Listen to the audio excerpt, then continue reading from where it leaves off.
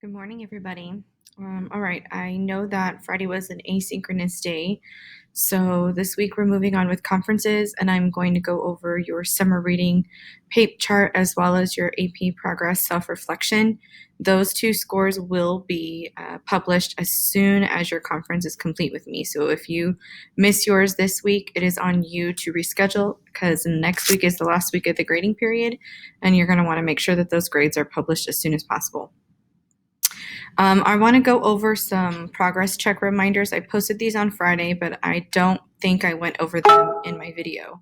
So just some things when we think about AP, we know that it stands for advanced placement, but there are some other things that you want to think about when you sit down to do these progress checks, and then of course when you take the exam in May. But audience and purpose are the biggest elements of the rhetorical situation.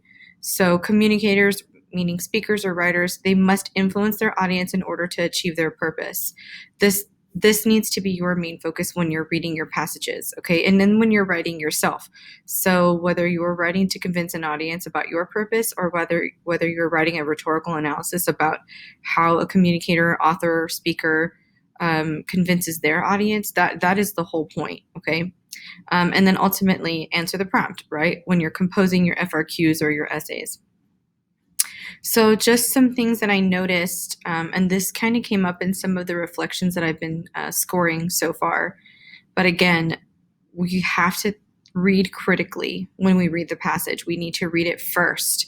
Even though you want to go back and look at your questions prior to reading, you're going to waste a lot of time doing that when you could just critically read the piece first and then go back and reread for a focus.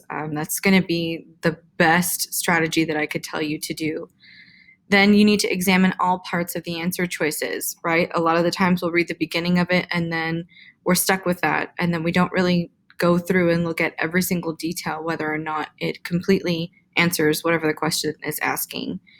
Remember that there will be no dictionaries on the AP exam or SATs, so you probably want to start taking a record of the vocabulary that you might not be familiar with. Don't just assume that you think you can get it with context clues. If we have learned anything from College Board is that they are very specific and intentional. So that is the same approach you need to take as you're going through the vocabulary that might be unfamiliar to you throughout these progress checks. There are any subscript or footnote information that's contextually important. That would give you a little bit for occasion. That would help you with a little bit of persona and background knowledge. So you always want to make sure you go through that. And then take your time. A lot of you mentioned I rushed, right? I can see how many minutes you took on your progress check, and I have some people who maybe forgot it was open, and so there was over 100 minutes, and then some people who took maybe 14 minutes. So at this point, you really got to take your time and don't rush, but also don't just leave the thing open, right? Make sure you're critically and intentionally going through everything as you're reading. So I just wanted to make sure that we covered some of those things before we look at the FRQ passage. So the FRQ passage was about the author observing Jeremy Lin's success as the first Asian American NBA player.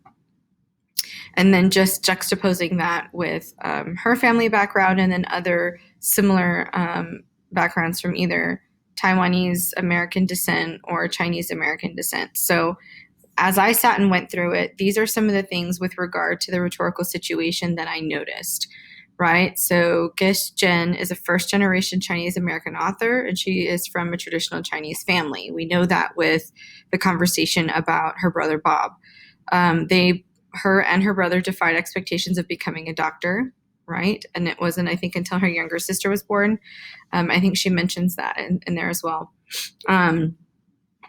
She's curious about the effects of westernized culture within Asian American families, right? That is something that drives the text, and that kind of goes back to exigence, right? That's that emotional fueled piece, especially with regard to her brother. And then she's also, a huge sports fan. If you actually look her up, she writes a lot about baseball and basketball and different sorts of things, but she also uses a lot of personal anecdotes in there as well.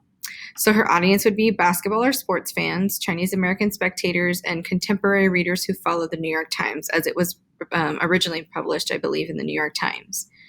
The purpose, to me, was to examine how the westernization of Chinese American culture can affect a person's upbringing. Because it wasn't just about Jeremy Lin and basketball, it was about what led him to his success, to be able to become one of the first, if not the first, Asian American NBA player. So for me, if this were something I needed to do, right, because the FRQ prompt asked for you to look at an example claim that Jen makes, as well as two pieces of evidence, right? So I came up with two different claims. And again, you have to know what the purpose is before you can even go to claim. But to me, again, the purpose was to examine how the westernization of Chinese American culture can affect a person's upbringing.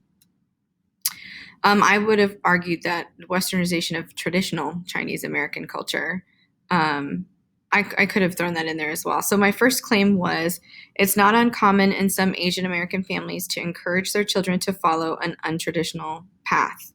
So this was towards the beginning of the excerpt, and so when she's talking about Bob, right, to know him is to root for him, and yet my family never watched his lacrosse games.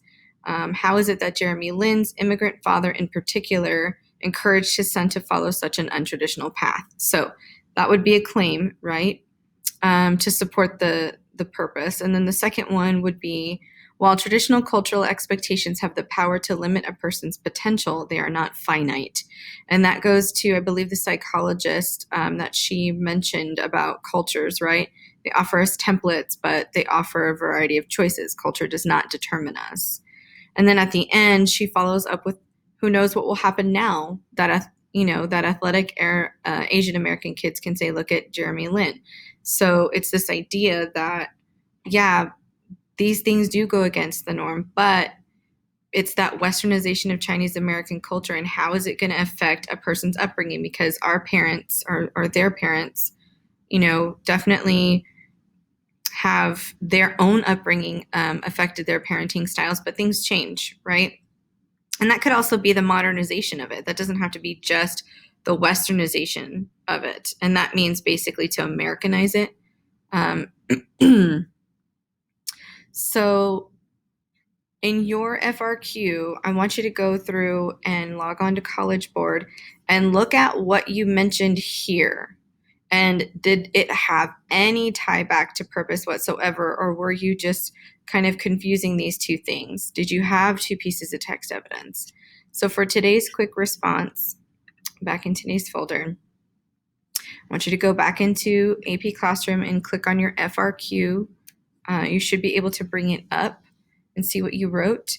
But what claim did you made by Jen to identify in the FRQ? So you'll just copy it straight from College Board straight into today's response, or if you'd like to give me a general idea of where you were going with it, that's fine. But I do kind of want to see your thought process on that, since we really didn't focus on that in our self-reflections. They were more targeted towards the multiple choice questions.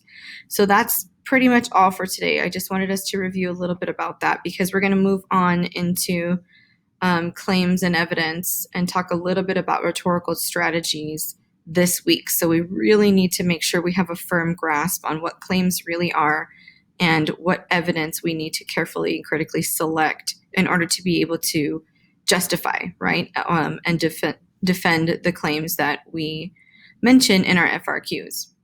All right. Don't forget to make sure you show up this week for your conferences, and let me know if you have any questions.